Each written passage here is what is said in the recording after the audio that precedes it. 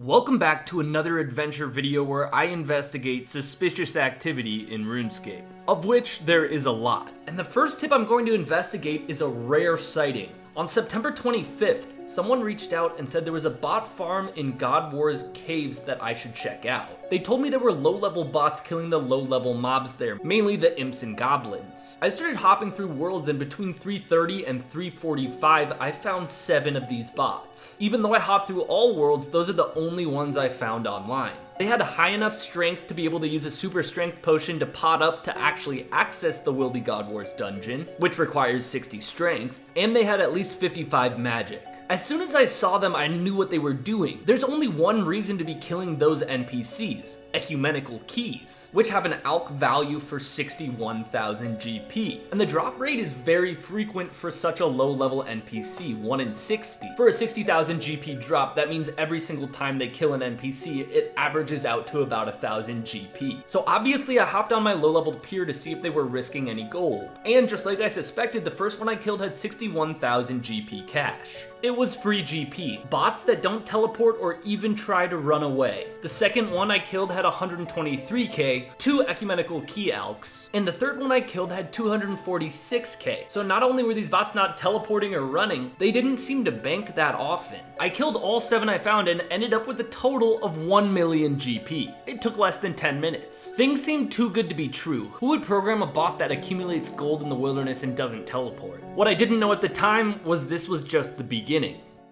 Thanks to Raycon for sponsoring this video. Raycon actually sent me the everyday earbuds for me to try out. And now I use these earbuds basically every day while I'm working out, listening to podcasts or SoundCloud remixes. The new everyday earbuds aren't designed like a lot of the other premium earbud brands on the market. When you put them in your ear, they don't stick out at all. That also means they don't fall out of your ears while you're working out, which is so important to me. And the new everyday earbuds offer an improved rubber oil look and feel. It feels soft and high quality. Plus, as you can see, they have optimized gel tips for the perfect in-ear fit. I only have to charge them once every 5 or 6 days or so because they have 8 hours of playtime and 32 hours of battery life.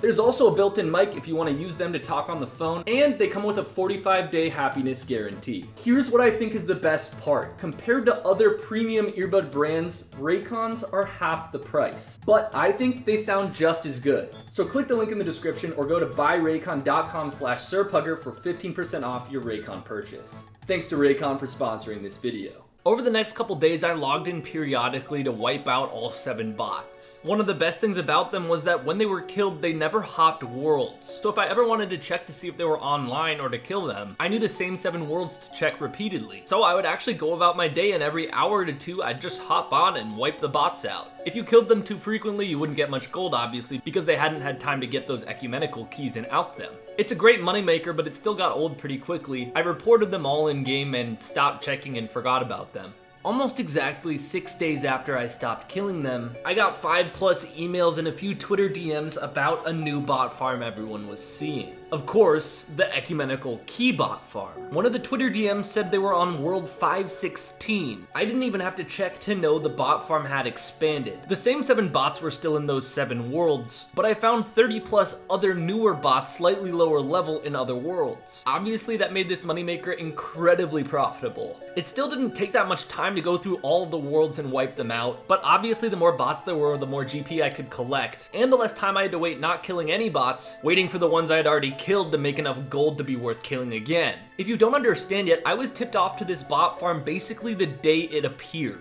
That's why there were only 7 accounts and the number was growing rapidly. That also meant the script was getting modified. For a period of time while I'm farming these, some of the accounts, generally the newer ones, would actually teleport as soon as I logged in. Not all of them, and I don't know why only some of them teleported. But when they do teleport, it's impossible to land a TB on them. To even damage them, you'd probably need knives since they teleport a tick after you log in. As time went on, I was getting inventories of 4 to 6 billion GP before I thought it was a good idea to bank in case I got PK'd. Now, 3 days after the farm expanded dramatically, I was noticing a lot more of these bots teleporting instantly, so the GP per hour started going down a lot. I guess in the end I just basically served to help the bot maker adjust his bots to be un-PKable. It's actually unfortunately a pretty smart bot farm. You really don't need high level accounts to do this, and if the script's working properly, no one will ever kill them. And they're probably pulling 200 to 400k per hour from the ecumenical keys. I recorded all the accounts' usernames and basically all of them are banned. But, and this is true of a lot of bot farms, they usually come back, so I'd keep a lookout for them. Now obviously all of that profit, roughly 30 million GP from this bot farm, felt a little dirty to me. It was easy money taken from a bot farm. And honestly, now that I think about it, the best way to launder that GP off the bot farm would to just be hop worlds and kill them. So there was only one thing to do. Host a party in the Falador party room, obviously. Which I tweeted out, so if you don't want to miss this kind of stuff in the future, make sure to follow me on Twitter. Now this next bot farm really isn't too harmful to the game at all, and it's incredibly fun to play with. If you've hung out in World 301 at all, you might have run into the Steven bots, which are bots that react to the text around them. They also repeat everything that's been said around them. And if whoever created these bots is watching this, please reach out through Twitter or email, I'd love to talk to you. So if you say DD, they'll actually all go underneath the player that said that. If you just say follow, they'll go out into a box around the player that said it. Follow army makes them follow you around. But you can actually do other commands, for example, like chop wood, and they'll go find a lot of the different trees around you nearby and start chopping them down,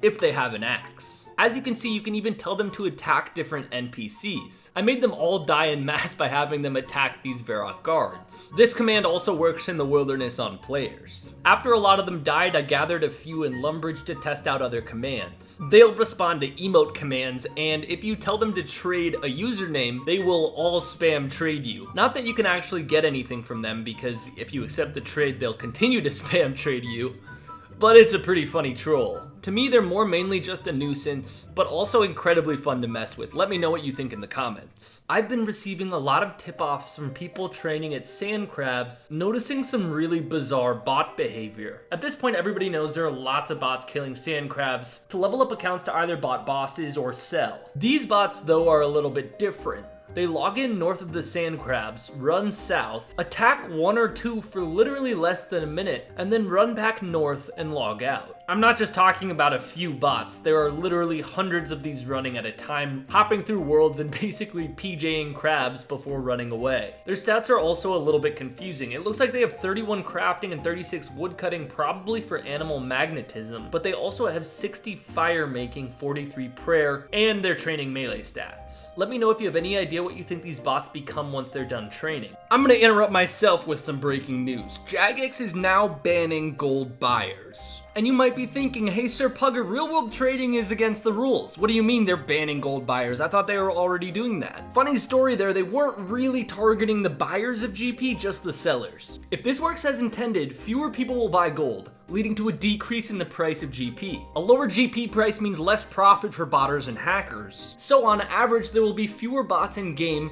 and fewer people being hacked repeatedly with their items wiped and turned into bots. Let me know what you think in the comments. This next bot farm was the most frequently tipped off to me in the last 3 months. I actually counted. I've received 114 unique tip-offs about the Blue Dragon bot farm in the Ogre Enclave.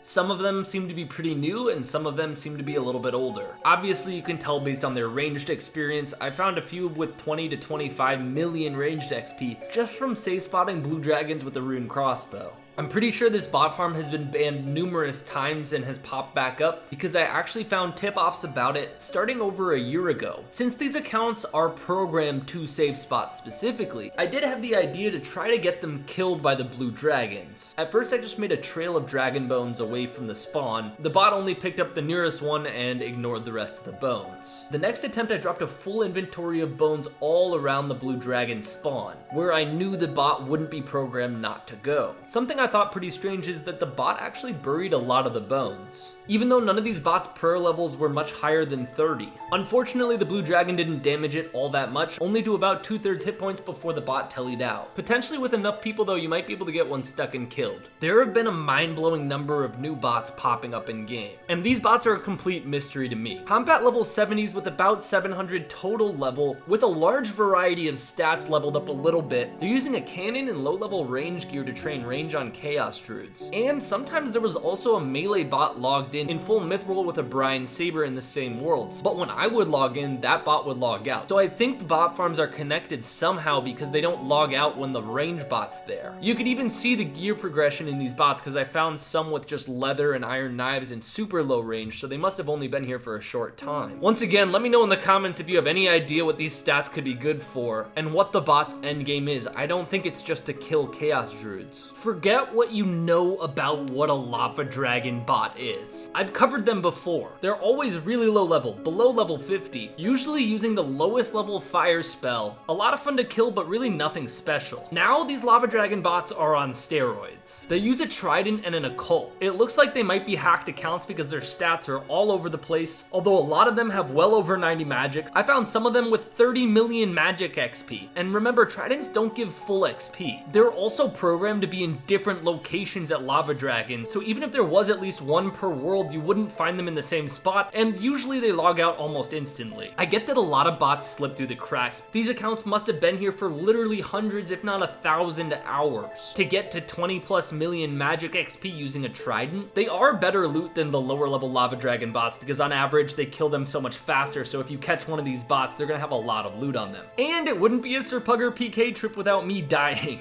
so that was unfortunate. I'm 750 subscribers away from 300,000. If you like my content, please subscribe. That's about it for this video. I'll see you guys in the next one. Big shout out to Aiden.